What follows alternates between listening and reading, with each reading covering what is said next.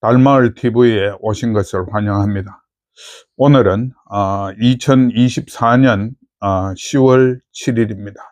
월요일이고요. 지금 오전 10시 20분을 막 지나고 있습니다.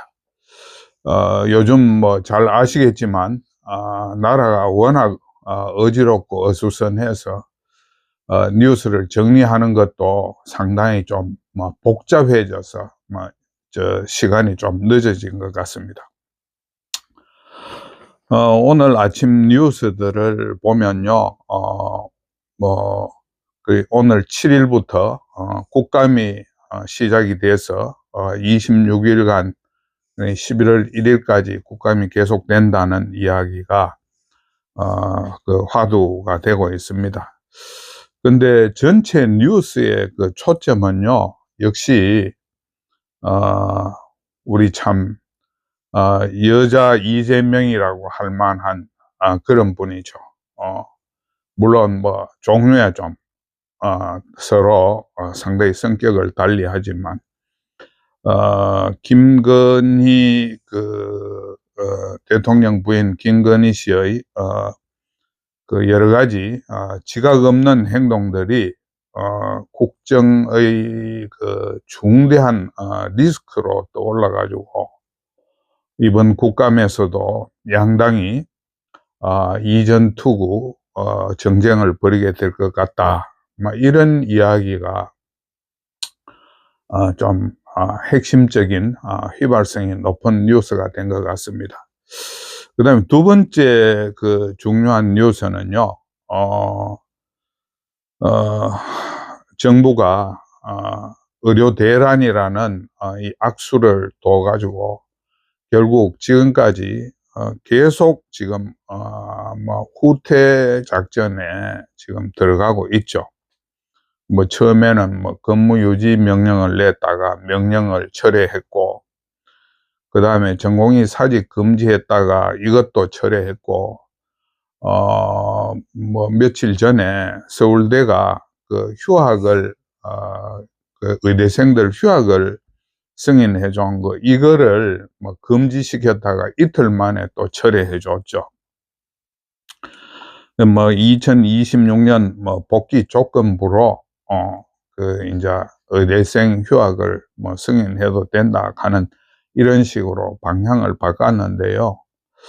참 궁색하기 짝이 없습니다. 거기에다가 지난주에는 복지장관의 사과 같지도 않지만 사과가 있었고, 또 그렇게 강경하던 한덕수 총리가 모든 논의를 못한다 해서 2025년 정원까지도 논의할 수 있다. 물론 이것은 일종의 사탕 발림이라 할까요?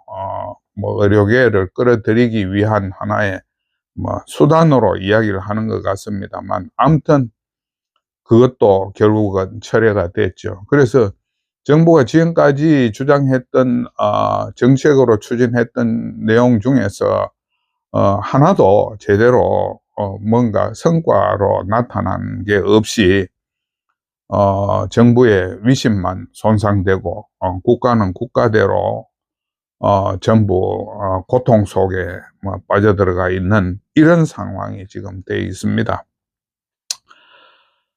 거기다가 교육부 장관이 의대 6년제를 그 5년제로 바꿀 수 있다, 예를 들면 는 참 이런 폭탄 발언을 그냥 아침 식사하듯이 우리가 일상적으로 밥 먹는 그런 이야기 하듯이 터뜨렸어요. 그래서 이게 정부의 아무 말 대잔치가 아닌가, 정부 정책이라는 것이 정말로 이번 의료계획이라는 미명으로 일으킨 의료 대란을 부정하기 위해서 지금 손바닥으로 해를 가리는 그런 헛된 시도를 지금 계속하고 있는 것 같아요. 참 참담하기 짝이 없습니다. 그래서 오늘 저의 논제는 일단 김건희 리스크에 대한 뭐 처방이랄까요, 우리가 어떤 생각을 가져야 될 것인지에 대해서 한번 생각을 해보고요. 그 다음에는 지금 의료 대란 이라는 이 사태를 좀 다시 한번 짚어봐야 될 것 같습니다. 공교롭게도 오늘이 의료 대란이 시작된 지 9개월째 첫째 날이 되는 그런 뭐 상황이라고 이야기할 수 있는데요. 아무튼 조만간 무슨 좋은 대책이 있어야 될 건데, 지금 이 뭐 대통령 부부가 일으킨 이 파장이 하나의 참화로 지금 진행이 되고 있어서 쉽게 우리가 긍정적인 기대를 할 수 없는 그런 상황인 것 같습니다.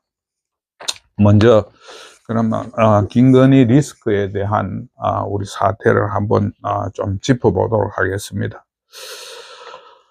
뭐 잘 아시다시피 대통령의 통치는 법만으로 할 수는 없습니다. 법이라는 것은 우리가 최소한의 어떤 규정을 이야기하는 것이고, 우리가 법 이외에 사람들에 대한 어떤 영향력을 행사한다든지 뭐 압력을 행사한다든지 이런 것들이 사실은 훨씬 많은 거거든요. 그러면 그런 영향력을 행사하고 또 압력을 행사한다든지 이런 거는 뭘로 이루어지느냐? 결국은 대통령의 인격과 권위로서 이루어지는 겁니다. 그러니까 대통령이 인격과 권위를 상실하면 통치가 불가능하다는 그런 이야기가 되겠죠. 그런 의미에서 대통령은 그 존재 자체로 우리나라의 경우 자유민주주의의 표상이 돼야 되고, 법치, 또 질서, 상식과 원칙, 뭐 국민 통합, 국가 발전, 이런 것을 상징하는 인물이 돼야 된다는 게 국민 일반의 바람이고 정서라고 그렇게 생각을 합니다. 그런데 우리가 대통령의 어떤 인격과 권위라고 이야기할 때는 이거는 자연인으로서의 의미를 많이 담고 있는 것이거든요. 그럴 때 그러면 자연인 대통령의 구성 요소는 뭐냐? 제가 볼 때는 대통령 본인과 대통령 부인 두 사람이 바로 그 구성 요소가 된다고 생각을 합니다.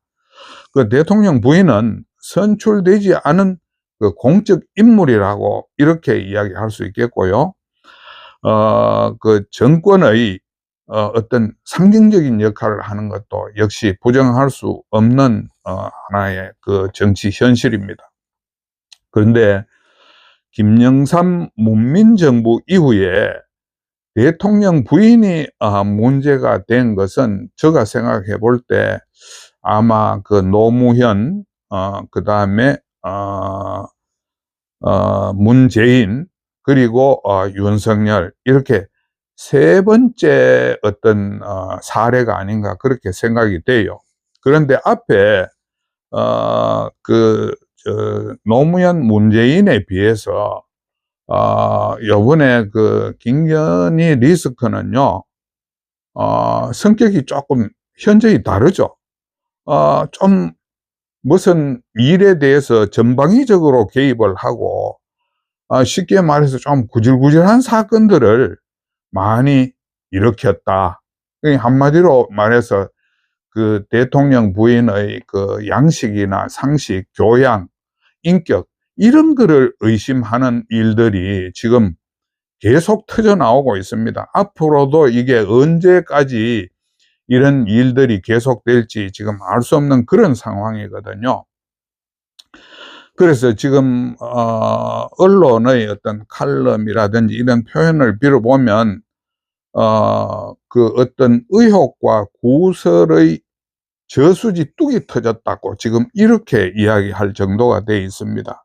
뭐 대표적인 사례가 뭐 관저공사 비리, 공천 개입, 해병대 사령관, 구명 로비, 그 다음에 주가 조작, 뭐 취임식 참석자 개입, 그 다음에 뭐 이런 일들이 자간 구질구질하게 국민들의 귀를 정말로 정말 스트레스 쌓이도록 만들고 있는 그런 상황이죠.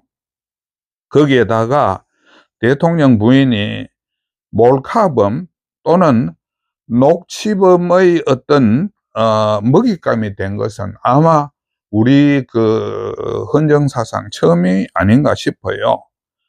이렇게 되다 보니까 그 대통령의 권위가 함께 무너지는 것이고, 나라의 품격이 완전히 그 땅바닥으로 처박히는 이런 사태까지 지금 벌어지게 됐다는 겁니다. 근데 이런 이야기들을 종합을 해보면요, 그 용산이 어떤 부정부패의 대통령 부인이죠. 대통령 부인의 부정부패의 놀이터가 됐다. 뭐 옛날 하는 말로는 복마전이 됐다. 뭐 이런 이야기가 지금 되고 있어요. 그래서 결국은 요번에 김건희 특검법 찬성 그 여론이 한 65% 나온 적이 있었는데, 대통령 부인이 이미 국민 민심으로부터는 탄핵을 받은 것이나 마찬가지다. 그 다음에 국정 혼돈의 그 태풍이 되고 있다. 이런 말하자면 정리를 할 수 있을 것 같습니다. 그런데 이 문제는요, 사실은 대통령 본인 말고는 문제를 해결하기가 조금 어렵겠죠. 밑에 있는 그 뭐 참모들이나 또는 뭐 여당에서도 이 문제에 직접 개입하기가 쉽지는 않다고 생각을 합니다. 근데 현재까지 우리가 이 문제에 대한 그 대통령의 그 태도는 보면, 그 김건희 그 씨의 어떤 말하자면 그 뭐 이상한 기행을 오히려 부추긴 것이 아닌가, 이런 생각이 들어요. 그러니까 지금 뭐 우리가 단편적으로 들려 나오는 이야기는 김건희 씨 관련한 어떤 뭡니까 뭐 주변 참모진들의 거기에 대한 건의나 조금 뭐 조언 이런 게 나오면 대통령이 경로 반응만 보였다는 그런 이야기가 지금 대종을 이루고 있거든요. 그런 결과로 결국 뭐 대통령 주변에서는 뭐 검사 위에 뭐 여사라는 이런 이야기가 나오고, 또 뭐 어떤 녹취록에서는 여사를 극존하는 반면에 대통령은 꼴통 취급을 하는 이런 참 불상사까지 벌어지게 된 겁니다. 이래 가지고 과연 대통령의 영이 서겠습니까? 참 살다 참 그 정말로 이런 끔찍한 일은 처음 겪어보는 것 같습니다. 그러니까 그 정부의 뭐 권위나 이런 게 전부 다 무너져 버리니까 지금 통제 불능 상태가 됐다는 것이고, 여기에 대해서 우리가 어떤 뭐 해답을 내야 되지 않겠습니까? 이건 분명히 대통령 부인 개인의 이야기지만 지금 나라를 좀 휘말아 먹는 그런 사건까지 갔으니까, 그리고 현재 나오는요, 그 사태의 해결책은 그 여당 중심으로는 사과를 해야 된다, 뭐 여기에 좀 무게를 두는 것 같아요. 근데 현실은 지금 사과 정도로는 해결이 될 수 없는, 감당이 불가능한 상황까지 지금 번져 있다, 이런 생각이 훨씬 더 강하거든요. 그래서 뭐 일부에서 뭐 좀 뭐 언론을 통해서 나오는 이야기는 뭐 소록도에 유배를 해야 된다, 가서 뭐 자원봉사 스스로 봉사하고 있어야 된다, 이런 이야기도 나오고 사과에 방출해야 된다, 또 뭐 대통령 배우자법을 만들어야 된다, 이런 뭐 안들이 막 나오고 있는 상황입니다. 참 이 정말로 뭐 우리나라 대한민국의 국민으로서 이런 이야기를 듣게 되면 참 울분이 지금 쏟아지죠. 근데 제가 생각할 때는 지금은 극약 처방 정도의 처방이 나와야지 어설프게 이 상황을 묻고 넘어간다는 그런 생각을 가지면 이 해결이 불가능하다고 생각합니다. 그 위기 관리의 대원칙이요. 국민들이 생각하는 것 이상의 대책을 내줘야 그 위기가 해소된다. 이런 원칙이 있습니다.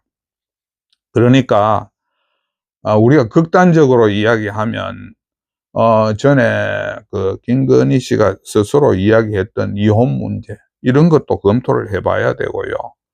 그 다음에 별거 이런 거, 그 다음에 본인이 수사를 자청하는 거 이런 거 말하자면 팔과 다리를 잘라내는 그런 정도의 과격한 처방이 아니면 저는 이 사태 해결의 그 타이밍을 놓치게 된다 이렇게 지금 생각을 하거든요. 그리고 그것도 물론 그런 그 대통령의 결단이 있어야 된다고 생각합니다. 지금 국민들이 생각하는 그 대통령의 모습은요, 사실은 우리 옛날 말로 불출이거든요. 우리가 교양인이 해서 안 될 일 중에 8가지가 있다고 하는데, 예를 들면 자기 자랑, 아내 자랑, 자식 자랑 등등 이런 이야기들인데요. 지금 그 대통령은 국민들한테 이미 부인한테 꼭 짚혀가지고 말하자면 정상적인 판단을 못하는 그런 존재로 지금 익혀지고 있는 거거든요. 그러니까 그런 기후를 불식할 수 있는 그런 과감한 결단이 있어야 된다 이렇게 생각을 하고요. 그에 앞서서 그런 결단이 조만간 있어야 되겠지만, 그에 앞서서 그 대통령 부인도요, 지금 한가하게 국빈 외교에 동반하고 이럴 지금 상황이 아니라고 생각합니다. 제가 지난 영상에서도 말씀을 드렸지만 따라가면 안 돼요. 지금은 쉽게 말해서 지금은 대통령 부인이 어디 모습을 보이는 것 자체가 국민들한테는 스트레스가 돼 있거든요. 그러니까 일단 모습을 안 드러내는 게 나는 맞다고 생각을 해요. 그래서 국빈 외교 그런 데 가는 거는 국민들 눈에는 국빈 외교가 아니고 국빈 관광이라고 이렇게 지금 비춰지고 있는 게 현실이니까 그런 상황을 잘 감안을 해야 된다고 생각을 합니다. 그 다음에 야당에서 이야기하는 특검법 있죠. 이거는 제가 생각할 때는 잘못된 거라고 그렇게 봐요.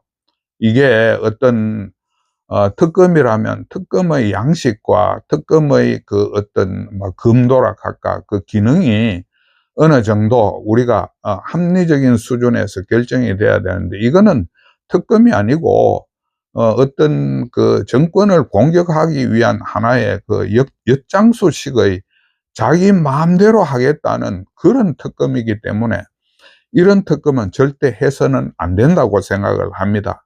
이게 만약 이런 특검이 용납이 된다면 우리나라 특검 제도가 제가 생각할 때는 불구가 될 수 있다 이런 생각을 가지고요.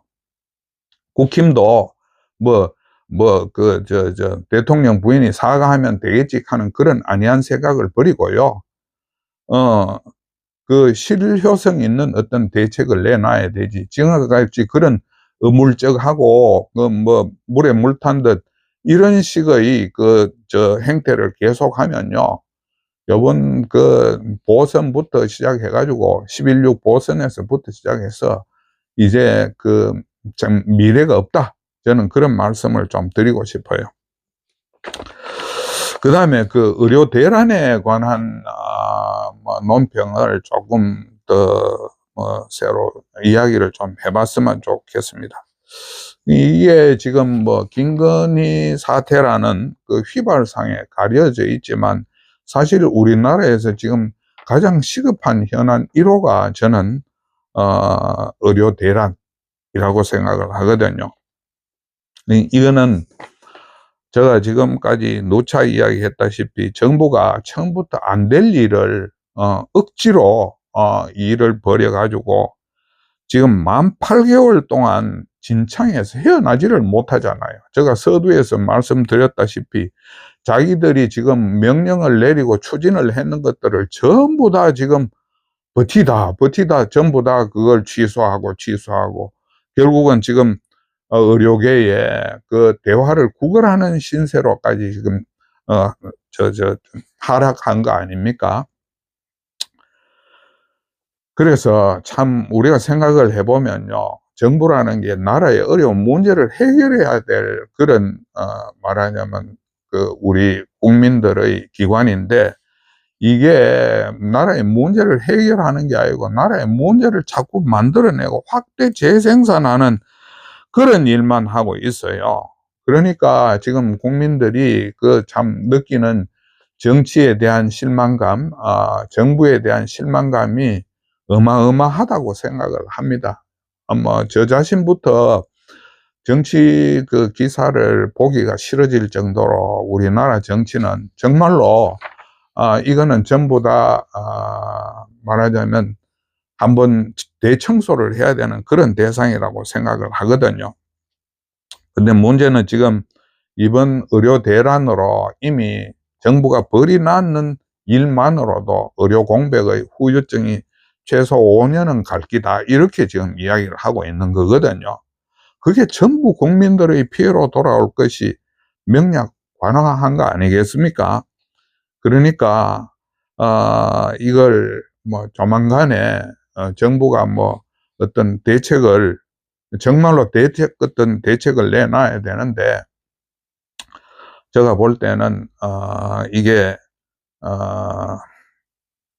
그렇게 지금 간단한 문제가 아닌 것 같아요. 근데 오늘 그 아침에 그 조간 사설들을 보면요, 대충 이 의료 대란에 대한 뭐 여론 동향 추이를 지금 알 수 있겠는데, 그 서울신문의 사설 제목을 보면 이렇더라고요.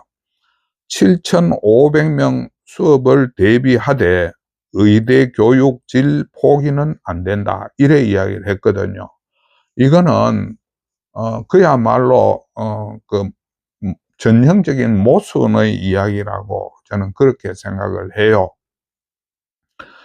7,500명 수업을 대비하는데 의대 교육 질 저하가 안 된다 하는 그런 앞뒤가 안 맞는 이야기가 어디 있겠습니까? 7,500명이 되는 그것은요, 의대 교육이 완전히 포기 상태가 되는 겁니다. 근데 이런 제목으로 이야기한다는 게 저는 도저히 믿기지 않을 정도라고 생각을 합니다. 그 다음에 두 번째만, 동아일보는요, 이틀 만에 의대생 휴학 휴학 가능으로 번복을 했다. 그런데 내년 복학 요구가 적절한가, 이렇게 이야기를 했거든요. 제가 볼 때는 동아일보의 의료 대란에 대한 최근 뭐 논조는 정상 궤도가 아닌가, 이렇게 생각을 해요. 그러니까 이 휴학 가능이 휴학이 안 된다고 그렇게 정부가 막 압력밥솥을 막 터져 나오려고 하는 그 상황을 모면하기 위해서 막 억지로 누르고 있었는데, 서울대가 한 군데 터져버리니까 이제 못 맞겠다 하는 생각이 있어가지고 이제는 휴학 가능으로 이제 그걸 이틀 만에 번복을 했다는 거죠. 그런데 거기에 내년 복학을 전제로 하는, 이런 전제를 왜 붙입니까? 전제 붙인다고 해서 정부 의대대로 절대로 가지 못합니다. 이게 동아일보가 지적하는 내용이 저는 합당하지 않는가 이렇게 생각이 돼요. 그 다음에 중앙일보는요, 조건부 휴학 승인 의대 교육 정상화로 이어지길 이렇게 지금 이야기해 놨습니다.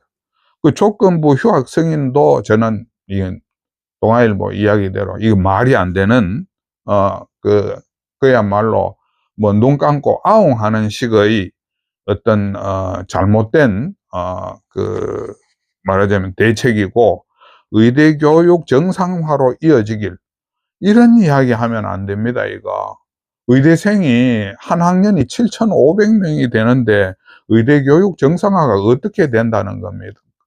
불가능합니다. 이미 7,500명으로 하는 내년에 의예과 1학년 과정을 이수해야 될 학생들이 그렇게 되는 순간에 우리나라 의료 교육은 완전히 망조가 되는 겁니다. 파탄이 되는 겁니다. 근데 중앙일보 이렇게 이야기하는 게 저는 도저히 상식적으로 납득이 안 돼요. 어떻게 이런 이야기를 할 수 있을까? 그 다음에 지금 정부와 의료계가 자존심 싸움을 하고 있다, 이렇게 규정을 하고 있는데 그것도 터무니없는 이야기입니다.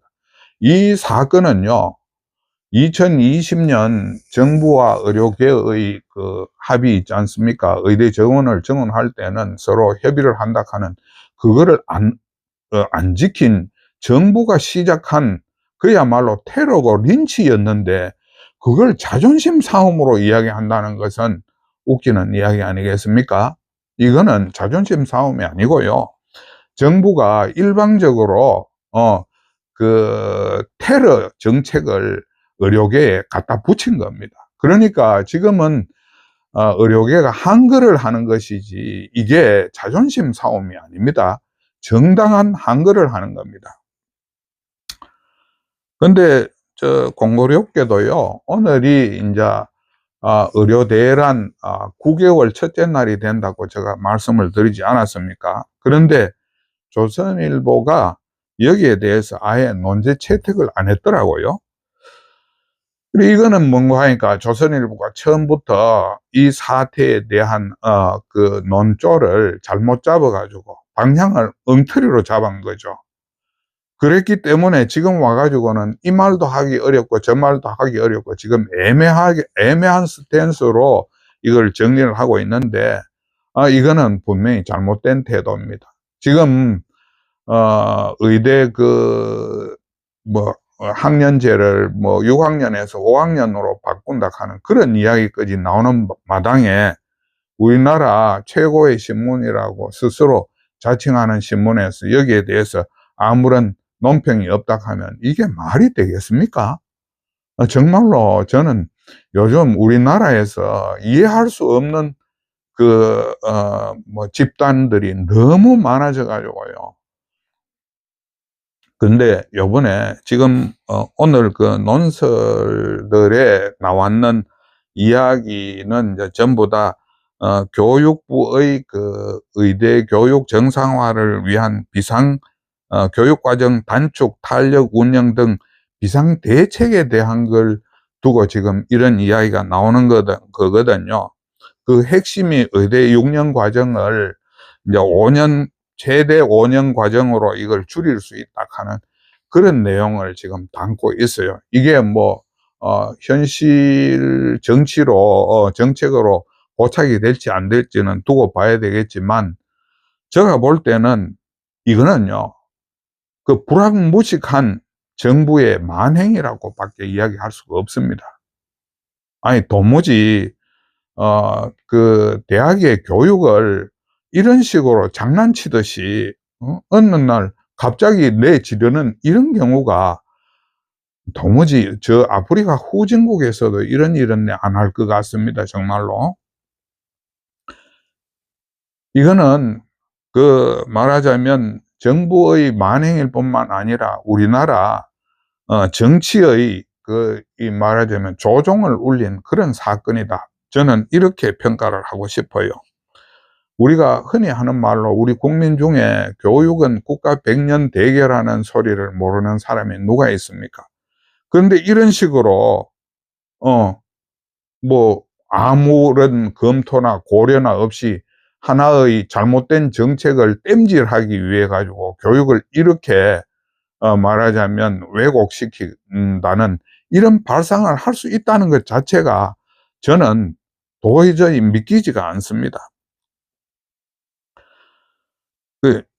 교육이라는 것은요, 현재와 미래를 연결시켜주는 그런 존재 아닙니까? 그러니까 국가 백년 대계라는 이야기를 하는 것이고, 근데 이런 국가 백년 대계를 아무런 검토나 여론 수렴이나 뭐 부작용이나 이런 거, 국민 동의나 이런 거 없이 어느 날 갑자기 이렇게 하겠다라고 이야기하는 것은 우리나라 교육을 완전히 초토화시키고, 그거는 교육을 무덤으로 만드는, 공동묘지로 만드는 그런 시도와 다름이 없다고 생각을 해요. 세상 문제는요, 제가 역사 공부를 하면서 느낀 게 뭔가 하니까 아주 문제는 간단해요. 문제 해법은. 근데 그 문제 해법을, 간단한 해법을 어렵게 풀려고 하니까 문제가 안 풀리는 경우가 거의 대부분이더라는 겁니다. 그 대통령이요, 2025년 정원을 철회하고 내년 입시 정원을 줄여보면 모든 문제가 다 해결되잖아요. 간단하지 않습니까? 이게 어렵습니까? 아주 간단합니다. 내년 2025년 정원 처리하고 내년 입시 정원을 지금 뭐 4,500명이죠. 4,500명에서 뭐 1,000명 정도로 줄이든지 이런 식으로 뭐 참 그야말로 일도 양단 해버리 보면 모든 문제가 다 해결될 수 있는데, 이런 쉬운 길을 두고 그 안 되는 그 길을 억지로 길로 만들려고 하니까 지금까지 그 우리가 정부가 겪었던 시행착오가 하나둘입니까? 제가 생각할 때는 적어도 10번 이상의 시행착오가 있었는데 그 시행착오에서 아무런 답을 못 얻었잖아요. 결국은 그 시행착오를 다 인정을 하고 지금 의료계에 대화를 지금 구걸하는 그런 상황까지 됐잖아요. 이제 이런 정신 나간 짓거리를 이제 그만해야 됩니다. 제가 지난 영상에서도 이야기했지만 지금까지 그 지내온 경과를 보면 앞이 어떻게 될 건지 그걸 짐작을 못 합니까? 그게 눈에 안 보입니까? 그러니까 이제 지난 영상에서 말씀드린 바와 같이 대통령이 구수해가지고 겨우 사법시험에 합격했는데 이제 그 의료대란 이제 9개월째가 됐잖아요.